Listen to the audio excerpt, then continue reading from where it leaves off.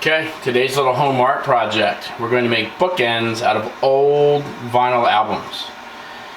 Basically, the basic setup is you need gloves, because you're going to be using some hot water. You need to boil water in a pan or in a saucepan or a pot. You need your album, a wood block of some sort. I'm going to be using a cutting board that's wide enough to help me bend the album once we heat it up. The block will help me push down without having my hands in the boiling water. We're going to shape it. We will then run some cold water through the water to replace the hot water, and that'll harden the album back up before we move it over to our cutting board, which you see right here, to finish up, shaping our bookend.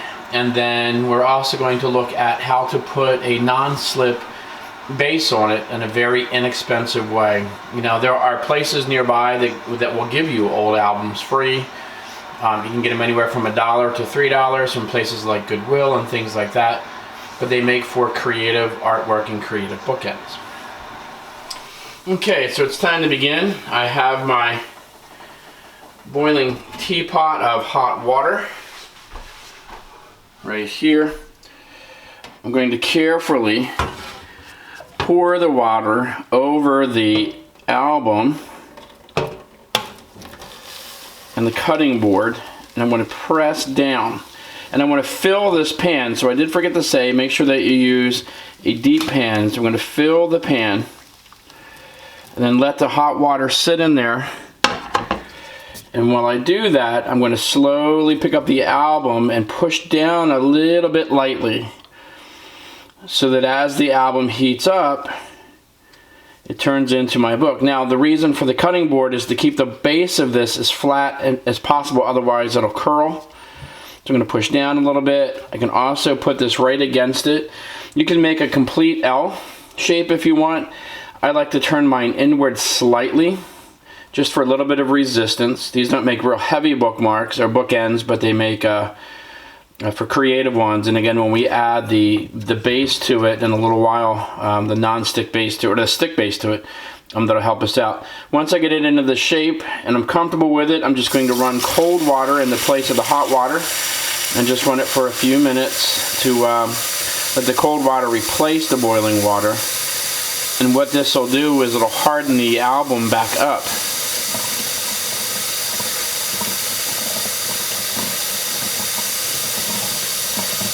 Okay, you can see I can start to let go of it now. I need to move my teapot out of the way so that I can move my cutting board over, or move my album over to the cutting board to see how I did. Okay, seems to be okay. I'm going to shut this off. I'm going to carefully slide out my album. You see it's still bowed a little bit.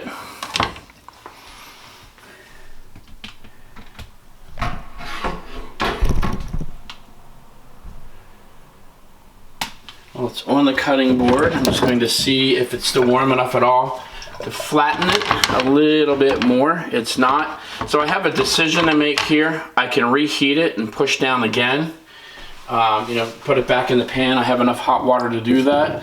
Or I can just live with it the way that it is, depending on what I'm going to use it for. In this case, I am going to set it back in. I'm going to reheat it. I have enough boiling water left. I'm going to try to get that curl out of it. So the curls are right there and right there. It moves around a little bit, so let me get the cutting board, slip it back in there. Again, be careful, this is boiling water, and I'm going to press down. I'm going to do just a little bit more boiling water. I'm going to press down harder. See if I can move it in a little bit, and then while I have it pressed down, back to the cold water.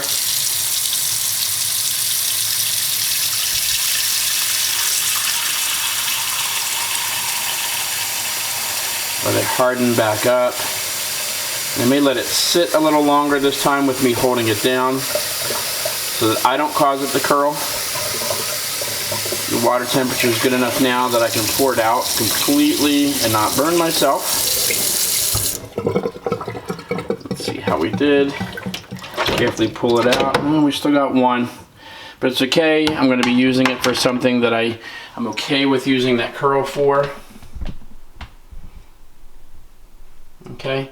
It's going to continue to harden. It is cool enough for me to touch and pick up though, and do anything else that I need to. So I'm going to go ahead and take a dish towel and start to dry it off.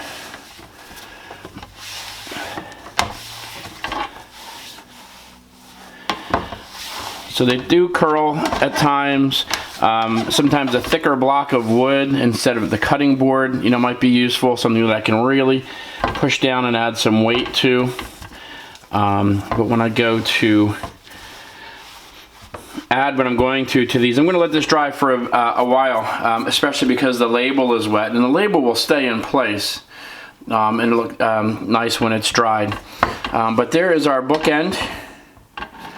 Or our album end in my case, and I will show you examples of how I've used mine.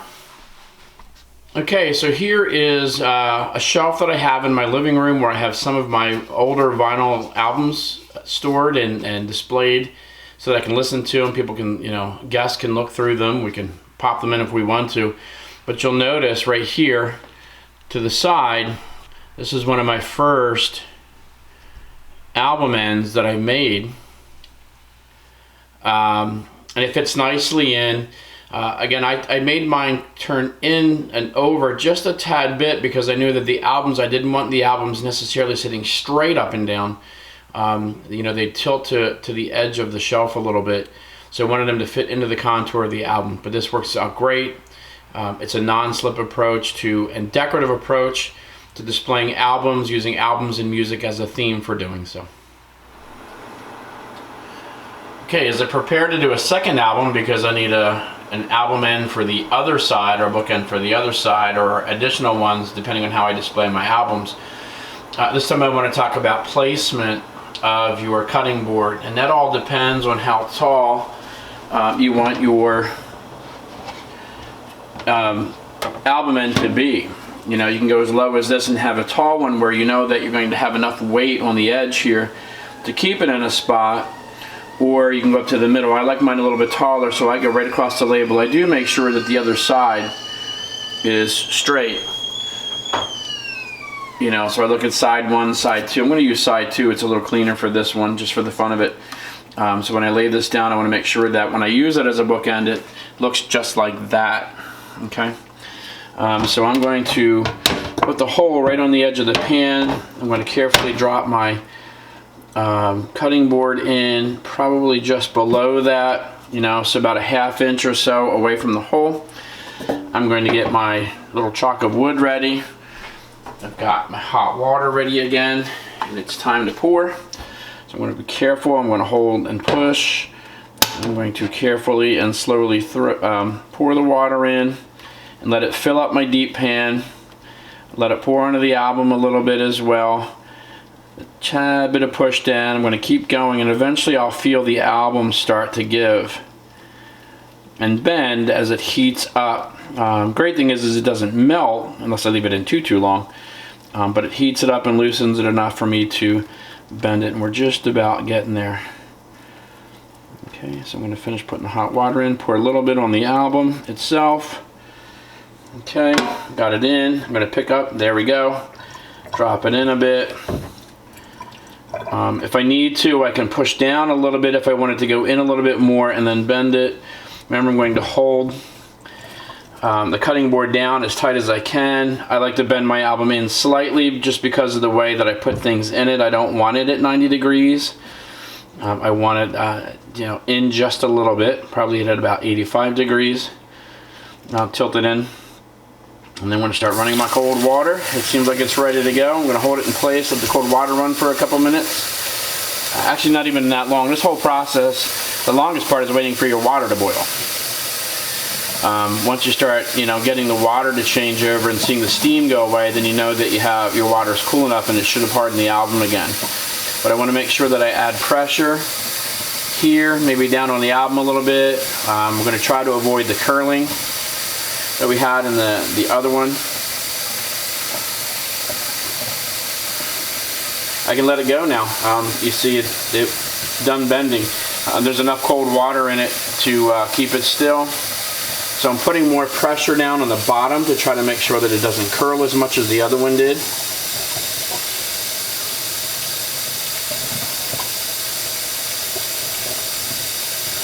Alright, and while that's running, I'm going to carefully slip it out and see how we did. And a little bit of a curl on that one, not as much as the other one. So I moved it over to my cutting board, where I'm going to see if it's still warm enough to push down that button a little bit. It is, just a little bit. I'm going to make sure I kind of like the shape.